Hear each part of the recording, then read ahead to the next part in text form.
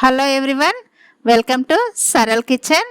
ఈరోజు పనస గింజలతోని ఫ్రై తయారు విధానం చెప్తాను.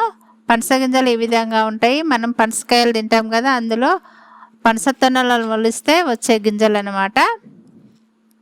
ఇప్పుడు కుక్కర్ తీసుకున్నాను. ఈ పనస గింజలను వేస్తున్నాను. ఒక చిన్న కటోర తీసుకున్నాను కదా, వాటర్ మునిగే వరకు వేసేసుకొని 2 విజిల్స్ వచ్చే వరకు ఉడికించుకోవాలి.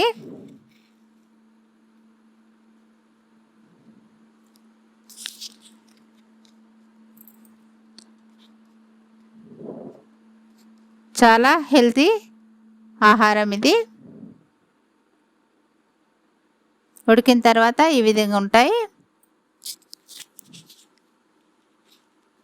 ఈ విధంగా మనకున్న గోరుతోనైనా తీయచ్చు, చాకుతోనైనా మీద పొట్టు తీసేసేయాలి.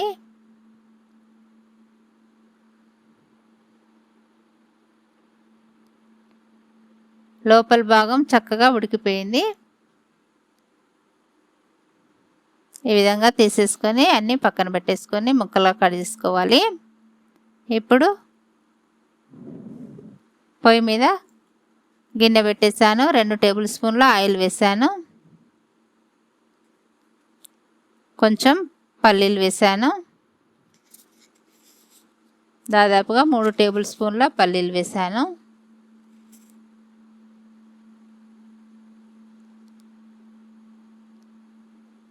చక్కగా దోరగా వేయించుకోవాలి. ఇప్పుడు పనస గింజలు కట్ చేసి పెట్టాను కదా, అవి వేసేస్తున్నాను. ఉడికించిన పనస గింజలు మంచి పౌష్టికాహారం, ఎవరైనా తినొచ్చు. మనకు రేర్గా దొరుకుతాయి కదా పనస గింజలు.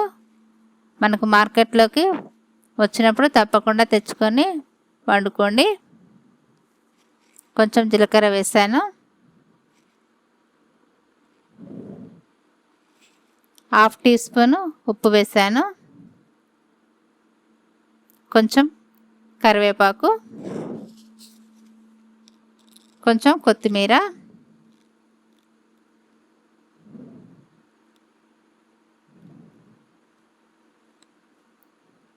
వర్షాకాలం వచ్చేస్తుంది కదా, చాలా బాగుంటుంది. వేడివేడిగా తినేయచ్చు. మంచి చాటు. కొంచెం పసుపు వేసాను కలర్ కోసం. 1/2 టేబుల్ స్పూన్ కారం, కొంచెం ధనియా పౌడరు మాడకుండా వేసేసి కలుపుకోవాలి. రెడీ అయిపోయింది పనస గింజల ఫ్రై. చాలా సూపర్ టేస్ట్ ఉంటుంది. మీరు కూడా ట్రై చేయండి. ఎలా వచ్చిందో కామెంట్ రూపకంగా మాకు తెలియజేయండి. మా ఛానల్ని తప్పకుండా సబ్స్క్రైబ్ చేసుకోండి, లైక్ చేయండి, షేర్ చేయండి. ఇంకా మంచి మంచి వంటకాలను